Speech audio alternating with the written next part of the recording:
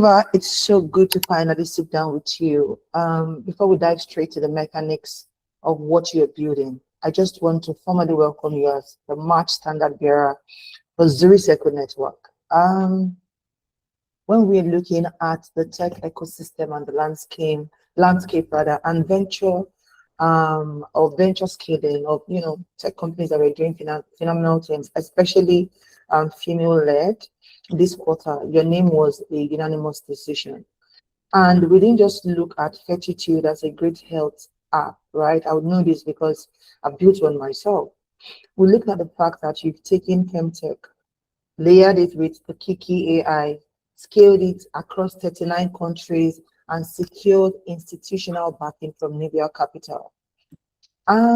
That's no small feat, right? You are not participating in an industry. You are actually building critical infrastructure, and it's an absolute honor to celebrate you this month, ma'am. This is me saying we celebrate you, we value you, we appreciate you, and thank you for honoring us with your presence. If I am to speak very keenly and honestly, that's not just participating in an industry. Really, you are building critical infrastructure, and it's an absolute honor to celebrate you this month, ma'am. Thank you so much. I'm incredibly honored. Thank you for appreciating me, and thank you for seeing us and just the work that we're doing. It means a lot. I would say that the privilege is actually mine, as everybody on this call right now.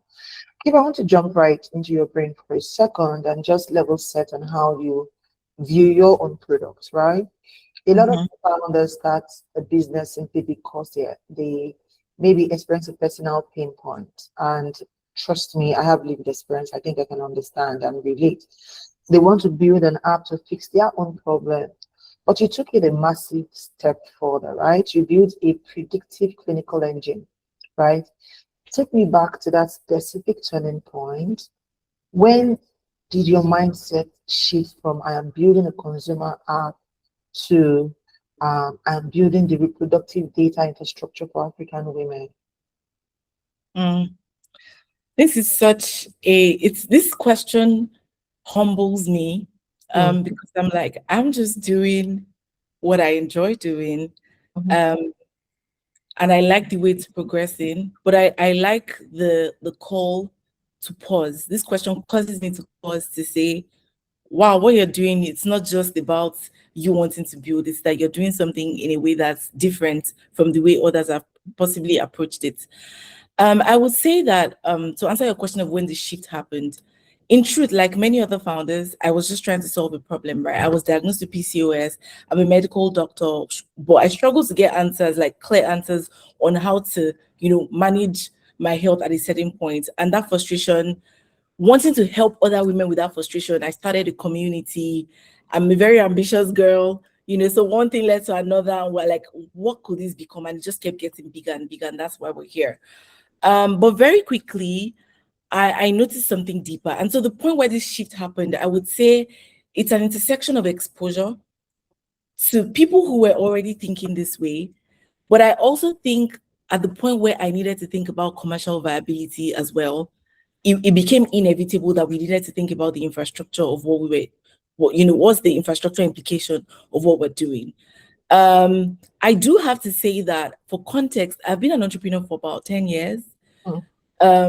Depending on who I'm speaking to, that might be a lot or that might be very small, but it's significant either way.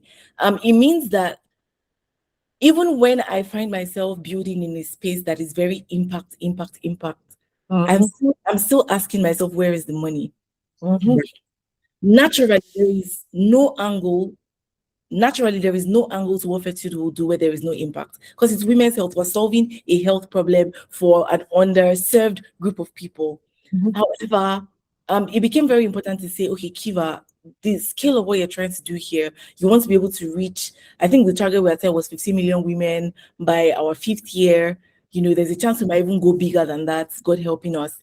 The scale you want to do this at, you would very possibly need venture funding, right? What what is the route to commercial viability at a very sustainable scale and to the scale of returns that you need to, look at. It was going to have to go beyond just the B2C revenue, right? So at the end of the day, I looked at it, we're a data company. There is a vicious cycle to the problem we're trying to solve, which is we don't have enough data around women's health problems. There is a missing data layer for women across the world, but there is also a missing data layer for people from this part of the world, from the global south, the global, majority. And we're like, we could use the data we're gathering for good to understand these patterns and all of that. And so that's sort of where this stemmed from. It was at that point trying to figure out business model for the long term, but also, like I said, exposure to people who were already doing the data angle. I had to do market research to look at who are the people playing in the women's space, and that opened up my mind to, there's something here. So that's sort of what led to our approach, basically. So I have to wrap this up by saying that right now, when I'm talking to a woman, I tell her about Fertitude, the app, because that's the interface that serves her.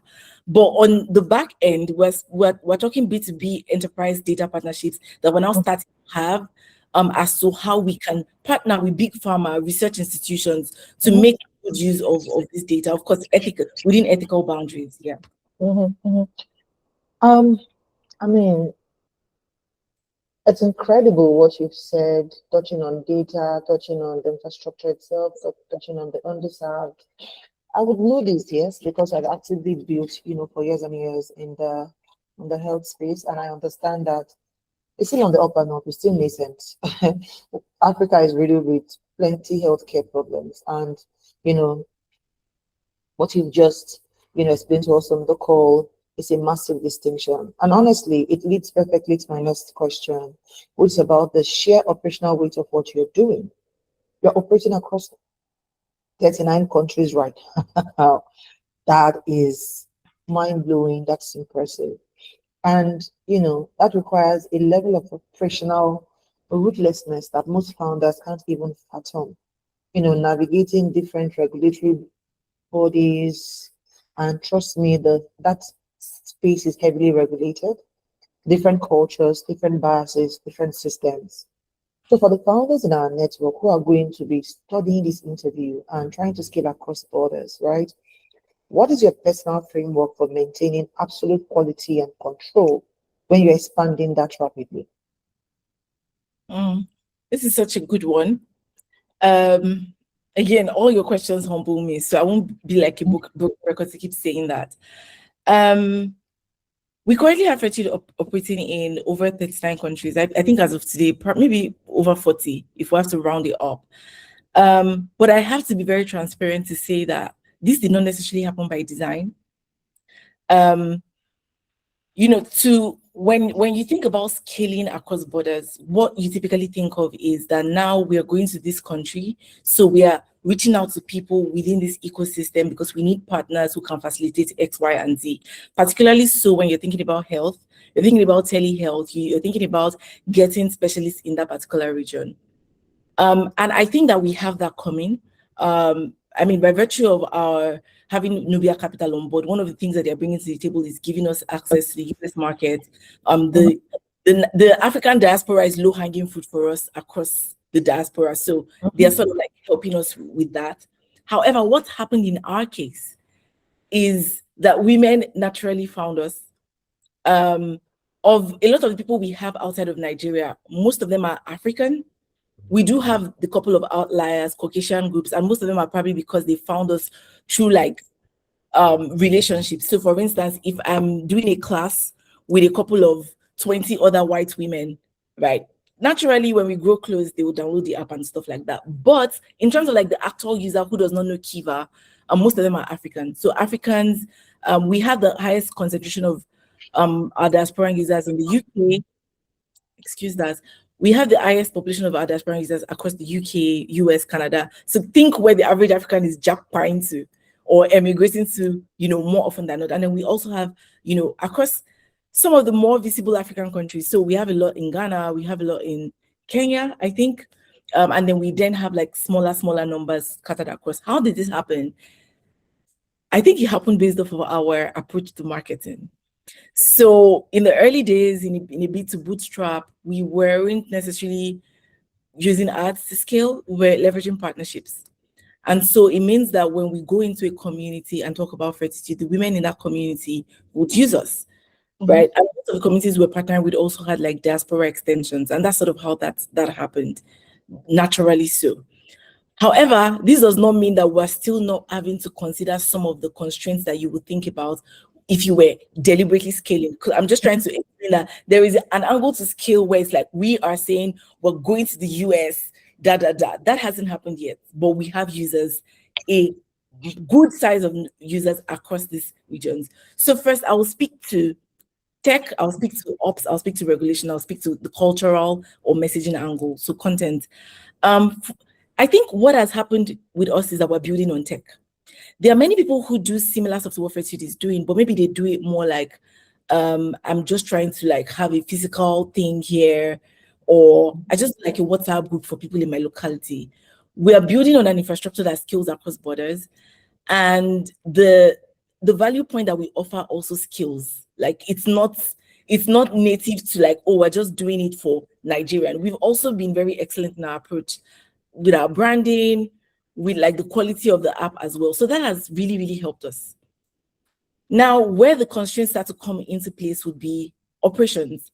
I remember telling my team from the get-go, I'm like, you guys, I want us to build something that scales with tech. And I don't want to touch telehealth because telehealth can be such a beast to scale. People that know me tell me I'm creatively lazy. Well, they're just trying to be polite. I'm lazy. I naturally will gravitate towards something that can scale a lot easier than something I want. And so right now we've realized that telehealth is a necessary evil for what we're trying to do. But just because of my natural inclination, I've had to figure out the way to do it as leanly as possible, if that's a word. I can't go into the, because we don't have time, into like the ins and outs of that. But that's sort of what we landed on. Happy to tell you more if you want to, and we could have back-end conversations around that. Work in progress, right? But we're just trying to do that as leanly as possible. And then this is sort of where the regulation comes in. So for instance, for the US, I'm learning that if you want to serve someone in, let's say, Texas, with telehealth, you can't take the same specialist and scale that even to San Francisco. It's different regulations across state lines. Unlike here in Nigeria, where I can serve someone in Lagos and serve them in Kaduna, right? And so some of the things that we are putting in place tech-wise, and this is still work in progress, is geolocation within the app that allows someone to see, oh, this service is not available within your blah, blah, blah. But if you want to cross that line and speak to, just setting up the tech for that so that geolocation is clear and it determines what people can see. The other regulatory thing we have to think about, aside the health, I feel like for the health, and you've built in the health space, within Africa, it's very loose. I think that regulation is playing catch up, right? However, where regulation is very clear is with data handling. As far as Nigeria, we're NDPC compliant, because the AU, the African Union, does not yet have like a cross-border thing for that. It means that again, we're playing with loose regulation here. Someone from Kenya can call us. We're not necessarily in breach of anything because these things are yet to be defined. But as far as the US market and the European market, we are, I would say we're HIPAA ready, GDPR ready, but we don't yet have the trust marks, and that's something that's work in progress, which is sort of where funding comes in. And then finally, for messaging, and just thinking about the cultural nuance, at the moment, like I said, because we did not deliberately go across these regional lines, it happened by, quote and unquote, by accident. Our messaging is very, very optimized for the African woman, anywhere she's in the world, right? We sort of optimize for the discerning user. So if you're an urban woman, you're very modern, you're very savvy, you would resonate with it. And that means if you're in America, if you're in the UK, you will still very much resonate with us without us losing the average woman here who may not be as exposed. So that's sort of what we're doing at the moment. There will come a time where we think more about the Caucasian user and all of that, but we think there is so much opportunity for women in emerging markets, right? And that's our initial focus. Absolutely profound. Absolutely profound, right? You just have validated, that I was not a crazy person, or I'm not a crazy person. I remember building in health tech, and my major blockers were it was not even regulation per se, it was operators, right? Having to kind of orientate them at that level. These are senior operators who are pushing back on technology.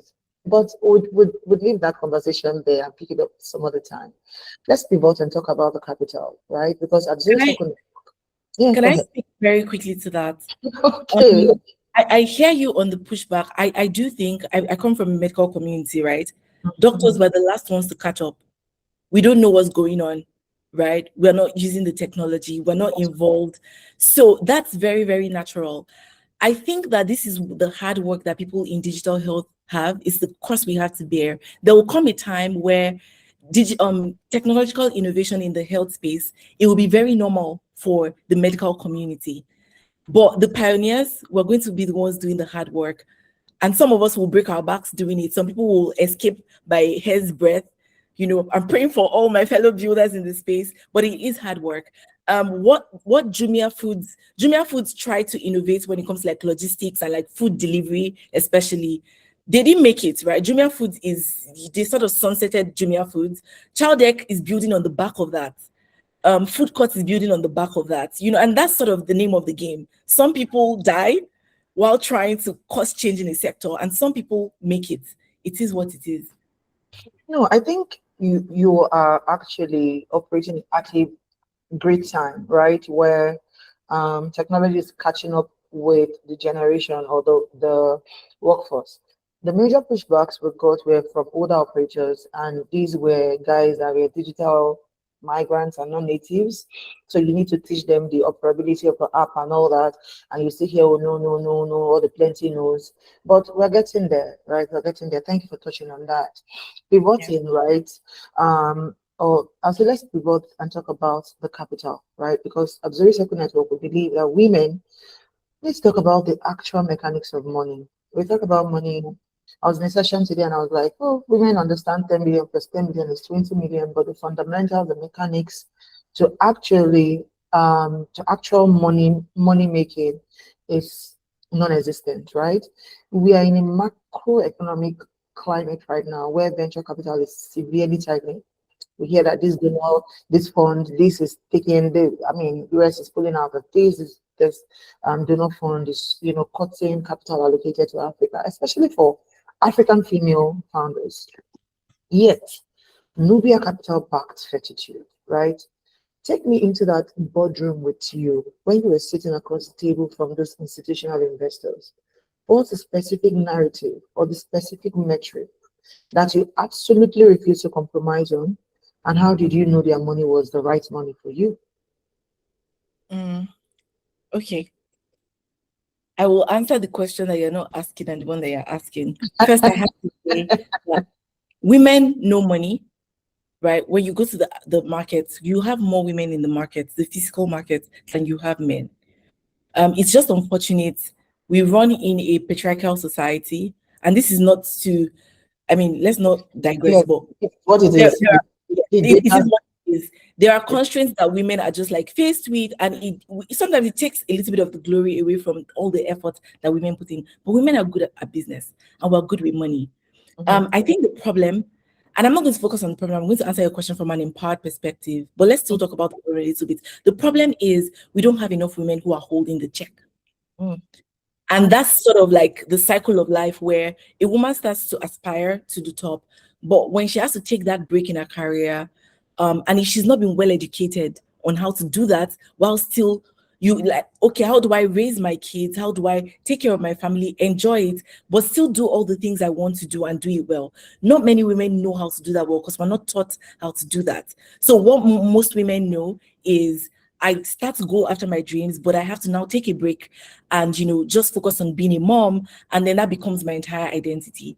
So based off of that vicious cycle, we don't have enough women holding the checks. We don't have enough. And this is what feeds into the whole cycle of saying women are not as funded, da, da, da. Allow me to digress a little bit. And I know that we want to keep this short. I remember I was doing a program in San Francisco a few months ago, and then I met a female investor. She was African, but she's lived in US all her life. And because she's in the US and she's cool and young, I think she's in her mid-30s, we were gisting about Love Island. Now, you may not know Love Island because it's a US show, but you may know Love Island is literally a ratchet show because young people literally just sit in bikinis all day, just doing nonsense. But it's like, yeah, I love it. I watch it for entertainment. What are the chances that I will sit down with a male investor talking about Love Island? 0 to none. When people tell you that if you want to get money from male investors, you need to move like them. These guys close deals at the club. They close deals when they are busy having fun, playing a sport. But that's not the way girls move. We go to the spa. We just, maybe we gossip. I'm not a fan of gossip, but I have friends who enjoy it. Basically, that's how you would connect with a female investor. But now, if you want to raise money from a guy, you have to start moving like them to raise money from them. It's not a natural process. And this is just like one of the many issues, right? There's also representation. There is understanding of like some of the male investors will ask you funny questions like, oh, when are you starting a family? Now, I digress. I said that to say that the problem is not necessarily women or that women don't know the market or they don't know money. It's that we are talking to people who are not our people. So it's harder to raise money from these people. Now, let's talk business. I had a conversation with Nubia Capital and it went well.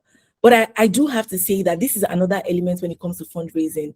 I'll be very transparent with you, Linda. Nubia Capital was looking for me when I met them.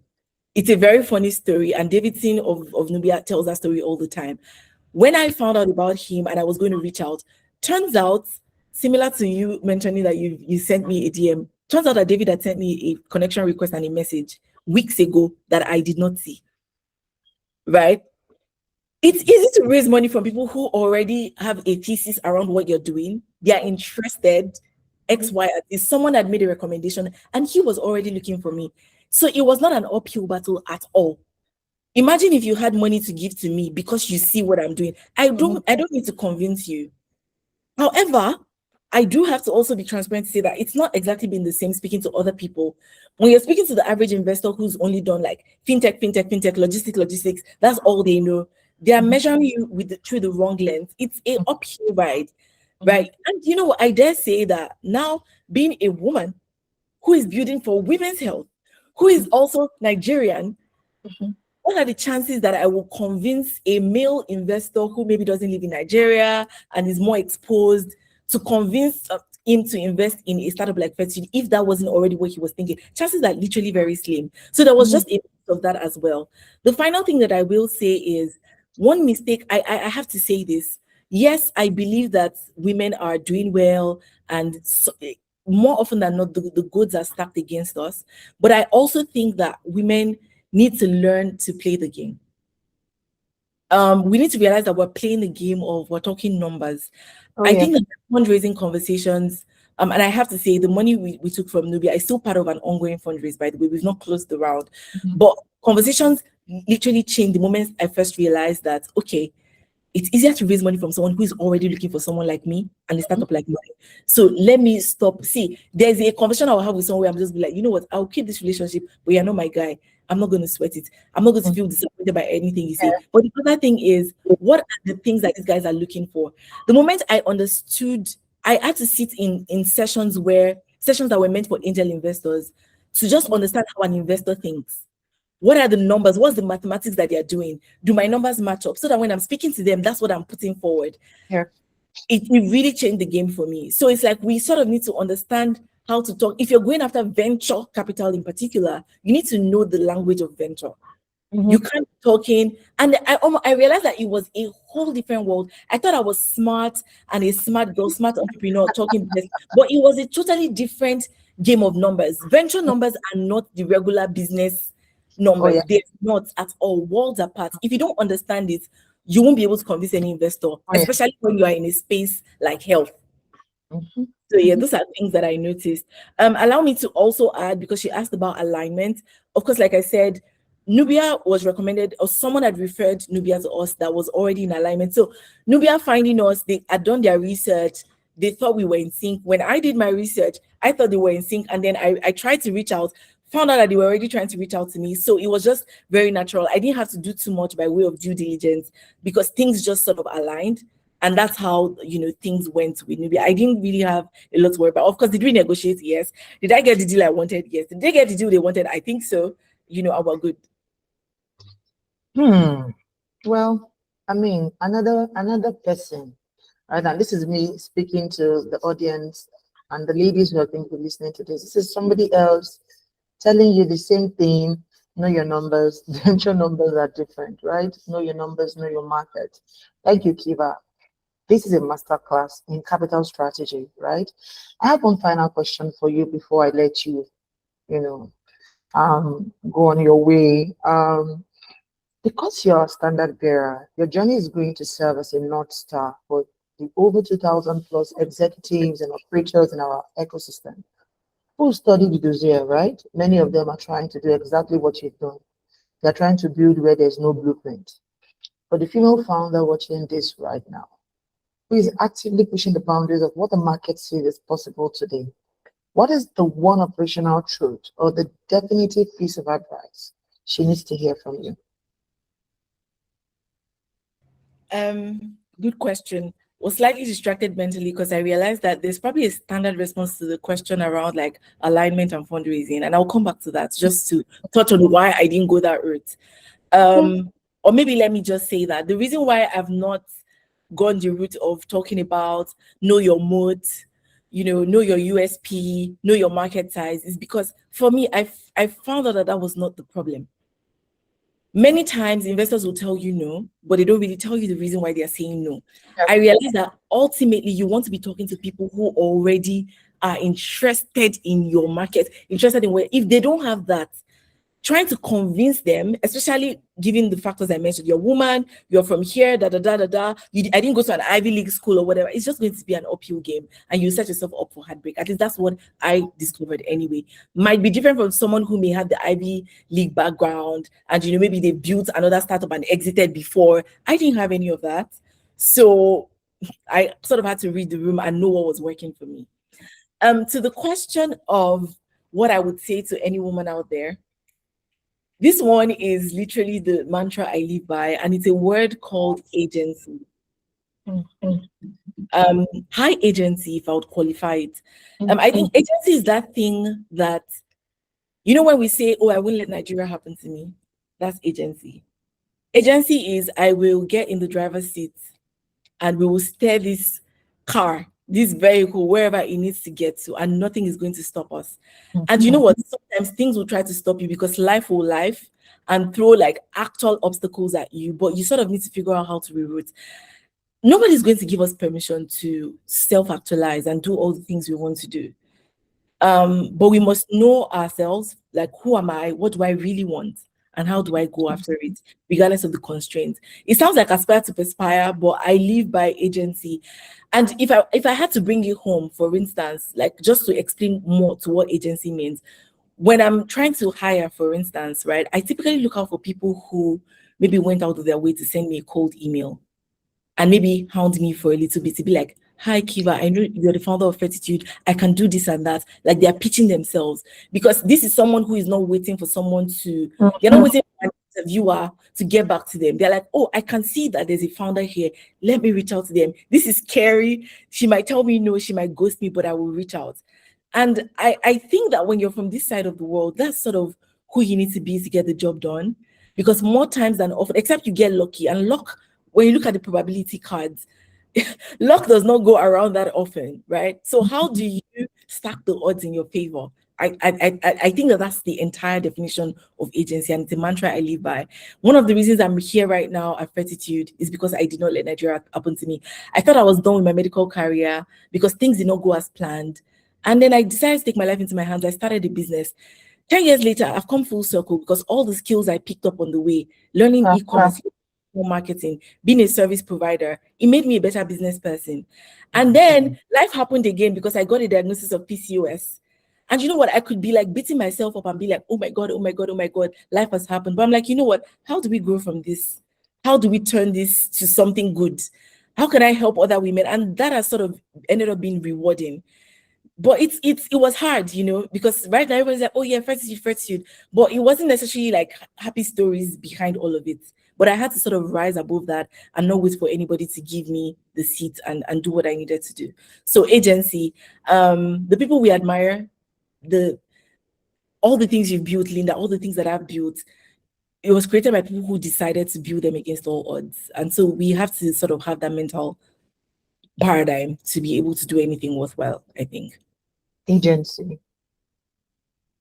Kiva, I can't thank you enough for this, right? Your clarity, and your technical excellence are exactly why you are standard bearer this month. We're going to take all of these insights, synthesize them into your architect desire, because we're going to absolutely be sharing something after this, and share this masterclass with the entire Zuri Circle Network. Thank you again for your time, Kiva. Have a brilliant rest of the week. Thank you so much. Thank you.